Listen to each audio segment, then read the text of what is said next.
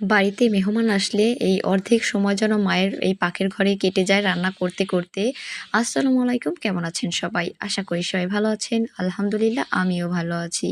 তো আজকে আমাদের বাসায় মেহমান আসবে। মা রান্না করছে এখানে ২ চুলায় ২ ধরনের গোশ রান্না করছে। একটা মুরগির গোশ আর একটা গরুর গোশ। তো এদিকে আবার মায়ের ডাল রান্না করা হয়েছে। এটা ছিল পাতলা ডাল, তবে আম দিয়ে রান্না করা হয়েছে। আমার কাছে এটা খুবই পছন্দের। তারপরে বেগুন ভাজাও হয়ে গিয়েছে। আসলে আমি সম্পূর্ণ ভিডিও নিতে পারিনি। যখন মেহমান আসে তখন মানে অনেক ব্যস্তই থাকা হয়। তাই আরকি পুরোপুরি ভিডিও করতে পারি না। একটু, একটু ক্লিক আরকি নিয়ে রাখি। তারপরে মানে সবাই কাজে ব্যস্ত ছিল মোটামুটি। আপু আবার এদিকে মাছ নিয়ে কোটাকুটি করছিল। তো আমি একটু, একটু ভিডিও করছিলাম। তো আমার মায়ের প্রায় গোছ রান্না করা হয়ে গেছে। এদিকে ছোট বোন আবার সালাদ কেটে নিচ্ছে। আমি যে মানে কোনো কাজ করিনি তা না, আমিও অনেক কাজ করেছি। তো সেই কাজের মাঝে আবার একটু, একটু করে ভিডিও করেছি। তো এখানে মাছটা ভেজে রাখা হয়েছে, এটাকে ভুনা করা হবে।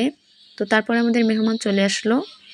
তাদেরকে এখানে একদম সামান্য কিছু নাস্তা দেওয়া হলো। তো তারপরে আবার দুপুরে খাওয়া-দাওয়ারের টাইম হয়ে গিয়েছে। তো আমি এখানে সুন্দর মতো প্লেটটাকে সাজিয়ে নিয়েছি। আসলে এভাবে প্লেট সাজিয়ে খেতে আমার কাছে খুবই ভালো লাগে। আর মায়ের হাতের রান্না বলে কথা।